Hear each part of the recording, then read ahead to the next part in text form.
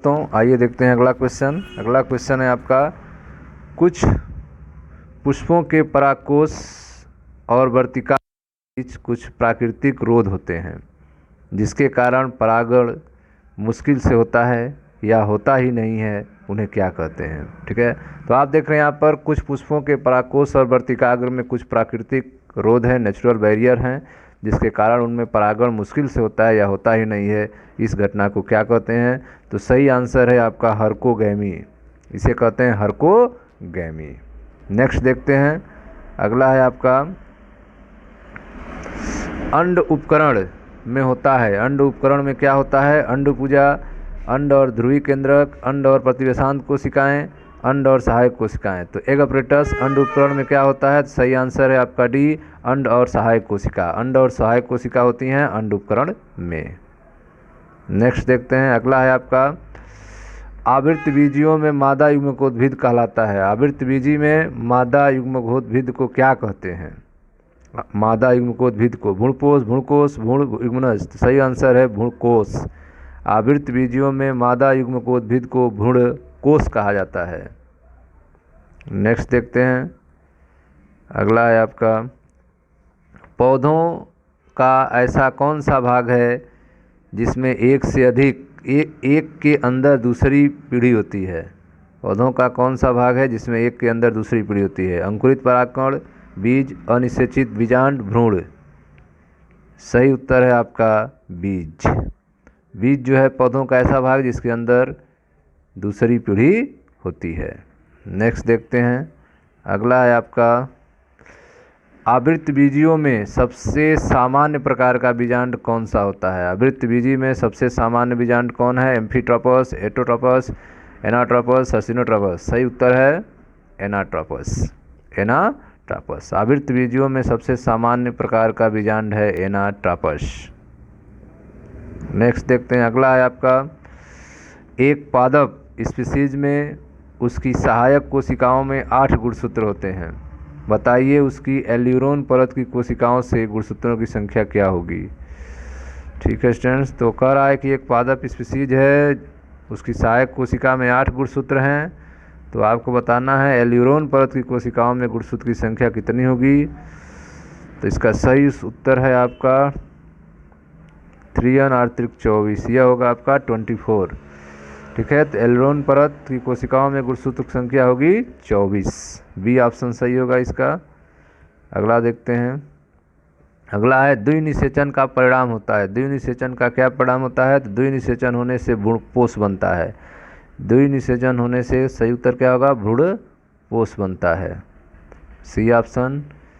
अगला देखते हैं, अगला है आपका, हाइपेंथोडियम पुष्पक्रम पाया जाता है। हाइपेंथोडियम पुष्पक्रम किसमें पाया जाता है? पीपल, तुलसी, सागौन, मदार।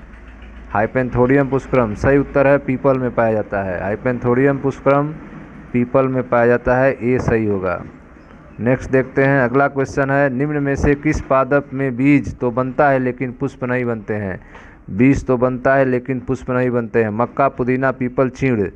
तो सही उत्तर होगा चीड़। चीड़ में बीज तो बनता है लेकिन पुष्प नहीं बनते हैं। अगला क्वेश्चन देखते हैं, अगला क्वेश्चन है आपका, देखें अगला क्वेश्चन है, भूमिफलनी फल है। भूमिफलनी फल है। भूमिफलनी फल कौन है? जो भूमि में रहता है, आलू, मूंगफली, प्याज, अदरक। भूमिफलनी फल है, मूंगफली कहेंगे इसको।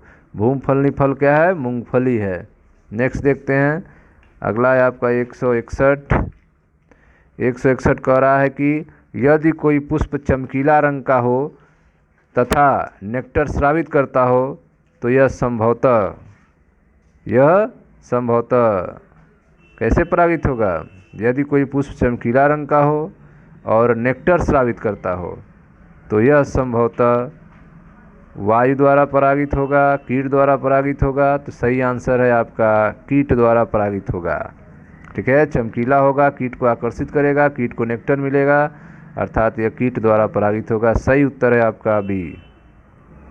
अगला देखते हैं, अगला है आपका, बीज चोल खाया जाता है। बीज चोल खाया जाता है, किसमें बीज चोल खाया जाता है? शरीफा, सेब, नारंगी, इनमें से सभी। सही उत्तर है शरीफा। बीज चोल खाया जाता है किसमें? शरीफा का। शरीफा का बीज चोल जो है खाया जाता है। नेक्स्ट देखें, अगला क्वेश्चन है आपका, किसी पुष्पक्रमी पौधा में अधिकतर गुणसूत्र की संख्या 2n बराबर 265 है। पौधा लिटोरोसा में तो न्यूनतम संख्या है। ठीक है, पौधा लिटोरोसा में न्यूनतम संख्या कितनी होगी? बताइए। 2n बराबर 265, तो 2n बराबर क्या होगा लिटरोसा में? तो न्यूनतम संख्या होगी 2n बराबर 4। क्या होगी? 2n बराबर 4 होगा। 2n बराबर 4 होगा लिटरोसा में। तो सही उत्तर होगा आपका ए। आगे देखते हैं, अगला है आपका, मक्का में 10 जोड़ा गुणसूत्र है, इसमें कितने लिंकेज समूह होंगे? मक्का में 10 जोड़ा गुणसूत्र है, लिंकेज समूह बताना है। तो सही उत्तर होगा 10। 10 ही होगा इसमें। मक्का में 10 जोड़ा गुणसूत्र है, लिंकेज समूह होंगे 10। नेक्स्ट देखते हैं, अगला है आपका, किसी पराग कण का बाहरी स्तर निम्नलिखित में से किस प्रतिरोधी पदार्थ का बना होता है? ठीक है, पराग कण का बाहरी स्तर जो है किस प्रतिरोधी पदार्थ का बना होता है? सही उत्तर है स्पोरोपोलेनिन। स्पोरोपोलेनिन। अगला क्वेश्चन देखते हैं, किसी ओव्यूल का शरीर एम्ब्रियोसैक, माइक्रोपाइल तथा फ्यूनिकल यदि एक सीध में हो तो इसे क्या कहते हैं? इसे क्या कहते हैं? ओव्यूल का शरीर एम्ब्रियोसैक, माइक्रोपाइल और फ्यूनिकल यदि एक सीध में हो तो इसे क्या कहते हैं? इसे कहते हैं आर्थोट्रोपस। आर्थोट्रोपस, ये आंसर सही होगा, आर्थोट्रोपस। अगला देखते हैं, अगला है आपका, यदि ओव्यूल मुड़ा हुआ हो तथा भ्रूणकोश घोड़े के नाल नुमा हो तो इसे क्या कहते हैं? ठीक है, तो एम्फीट्रॉपस कहेंगे। एम्फीट्रॉपस कहेंगे। यदि ओव्यूल मुड़ा हो और भ्रूणकोश जो है घोड़े के नाल नुमा हो तो इसे एम्फीट्रॉपस कहते हैं। एम्फीट्रॉपस कहते हैं। सी सही होगा। अगला है आपका, यदि परागकण का स्थानांतरण वायु द्वारा होता है तो इसे क्या कहेंगे? ठीक है, यदि परागकण का स्थानांतरण वायु द्वारा होता है तो इसे कहते हैं एनिमोफिली। एनिमोफिली कहते हैं। नेक्स्ट देखते हैं, अगला है आपका, निम्नलिखित में से किसमें क्लिस्टोगेमी होता है? किसमें क्लिस्टोगेमी होता है? धतुरा, पिटोनिया, कोमेलिना, ग्लेडियोलस। तो सही उत्तर है कोमेलिना में। ठीक है, क्लिस्टोगेमी किसमें होता है? कोमेलिना में। नेक्स्ट देखते हैं, अगला है आपका, यदि परागण एक ही पौधे के 2 पुष्पों के बीच हो तो इसे क्या कहते हैं? ठीक है, इसे जिटेनोगोमी कहेंगे। जिटेनोगेमी कहेंगे। अगला देखते हैं, यदि परागण मधुमक्खी द्वारा संपन्न हो तो इसे क्या कहेंगे? यदि परागण मधुमक्खी द्वारा हो तो इसे क्या कहेंगे? आर्निथोफिली, मेरमिकोफिली, एंटोमोफिली, टिरोफिली। सही उत्तर है एंटेमोफिली। एंटेमोफिली कहेंगे इसको। यदि परागण मधुमक्खी द्वारा होगा तो इसे एंटोमोफिली कहा जाता है। नेक्स्ट देखते हैं, पक्षी द्वारा परागण को क्या कहते हैं? पक्षी द्वारा परागण को क्या कहते हैं? एंटेमोफिली, मेरमिकोफिली, आर्निथिकोफिली, क्रिप्टोरोफिली। सही आंसर होगा सी, आर्निथोफिली। आर्निथोफिली, पक्षी द्वारा परागण को आर्निथोफिली कहा जाता है।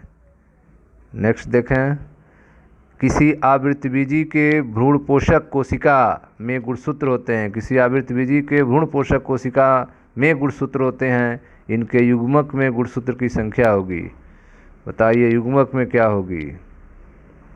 8। युग्मक में क्या होगी? 8। किसी आवृतबीजी के भ्रूण पोषक कोशिका में गुणसूत्र होते हैं, इसमें युग्मक की संख्या कितनी होगी? तो 8 होगी। सही उत्तर है 8। नेक्स्ट देखें, अगला है आपका, निम्नलिखित में से कौन सा सही फल है? निम्न से ट्रू फल कौन सा है?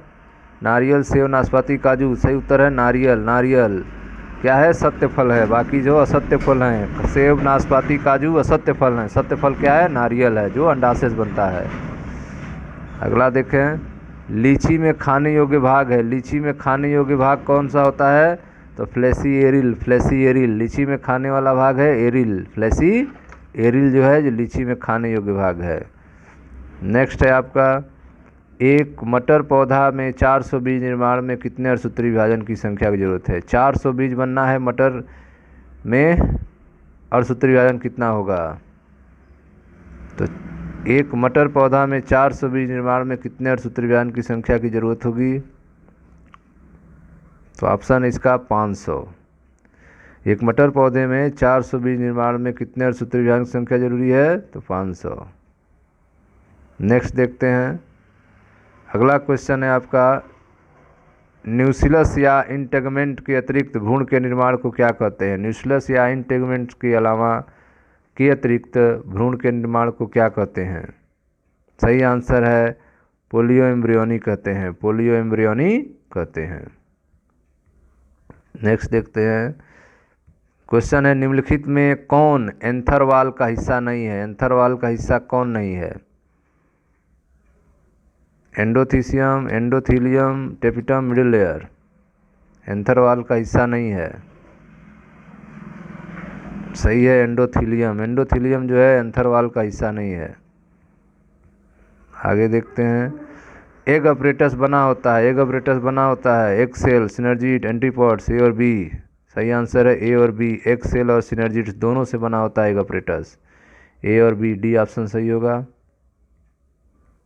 नेक्स्ट है आपका, नारियल के एंडोस्पर्म का कौन सा भाग लिक्विड सिंसिटियम कहलाता है? नारियल के एंडोस्पर्म कौन सा भाग लिक्विड सिंसिटियम कहलाता है?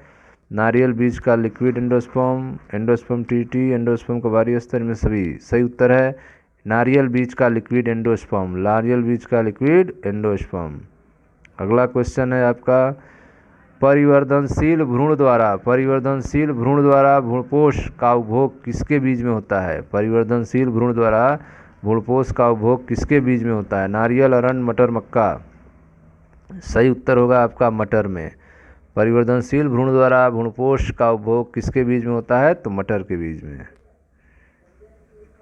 नेक्स्ट है आपका, इनमें से किसका पुष्पासन खाया जाता है? इनमें से किसका पुष्पासन खाया जाता है? शरीफा, सेब, नारंगी, लीची। सही उत्तर होगा सेब का।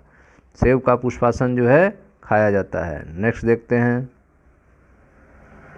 नेक्स्ट है आपका, स्तनधारी के शुक्राणु के मध्य भाग में क्या पाया जाता है? स्तनधारी के शुक्राणु के मध्य भाग में क्या पाया जाता है? केंद्रक, रसधानी, mitochondria, centriole.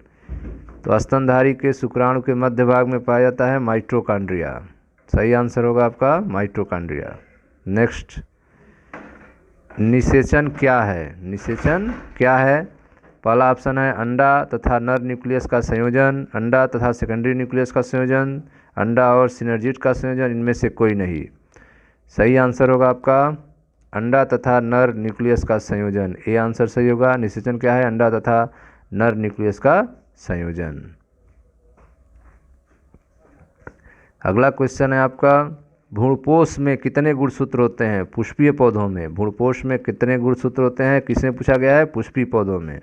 N 2N 3N। सही उत्तर है 3N। भ्रूणपोष में कितने गुणसूत्र होते हैं? 3N। नेक्स्ट देखते हैं, नेक्स्ट है आपका, भ्रूणकोश की सेंट्रल कोशिका है, भ्रूणकोश की सेंट्रल कोशिका है प्रारंभिक केंद्रक, द्वितीय केंद्रक, सहायक कोशिका, ए और बी दोनों। भ्रूणकोश की केंद्रीय कोशिका को कहते हैं द्वितीयक केंद्रक, द्वितीयक केंद्रक। भ्रूणकोश की सेंट्रल कोशिका है द्वितीयक केंद्रक। नेक्स्ट देखें, निम्न में से किसमें जल परागण होता है? निम्न में से किसमें जल परागण होता है? जलकुंभी, कमल, हाइड्रिला। बी और सी दोनों में। सही उत्तर होगा हाइड्रिला में, हाइड्रिला सही उत्तर होगा। जो जल परागण किसमें होगा? हाइड्रिला में होगा। नेक्स्ट देखते हैं, अगला है आपका, अनुन्मिल्य परागण वाले पौधों में निश्चित रूप से होता है। तो अनुन्मिल्य परागण वाले पौधों में निश्चित रूप से क्या होता है? स्वपरागण। अगला क्वेश्चन है आपका, स्पोरोजेनेसिस कहते हैं, स्पोरोजेनेसिस कहते हैं बीजाणु के विकास और निर्माण को, मेटास्पोरस के उत्पादन को, मायोस्पोर के उत्पादन को, युग्मज और भ्रूण के निर्माण को। स्पोरोजेनस किसे कहते हैं? सही उत्तर होगा बीजाणु के विकास और निर्माण को। बीजाणु के विकास और निर्माण को स्पोरोजेनेसिस कहा जाता है। नेक्स्ट देखें, अगला है क्वेश्चन आपका, दो माइक्रोस्पोरेंजिया युक्त मोनोथिकस परागकोश किसमें पाया जाता है? दो माइक्रोस्पोरेंजिया युक्त मोनोथिकस परागकोश किसमें पाया जाता है?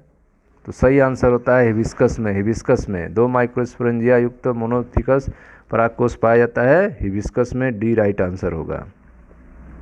अगला क्वेश्चन है आपका पॉलिनोलॉजी। पॉलिनोलॉजी में किसका अध्ययन किया जाता है? पॉलिनोलॉजी में किसका अध्ययन किया जाता है? राइट आंसर है परागकणों का, परागकणों का। नेक्स्ट देखें, चलिए ये आपका क्वेश्चन समाप्त हो गए। तो इस तरह से आपका पुष्पीय पादपों में लैंगिक जनन चैप्टर 1 समाप्त हुआ। मिलते हैं नेक्स्ट वीडियो में अगले टॉपिक से, अगले चैप्टर की चर्चा की जाएगी। Thank you.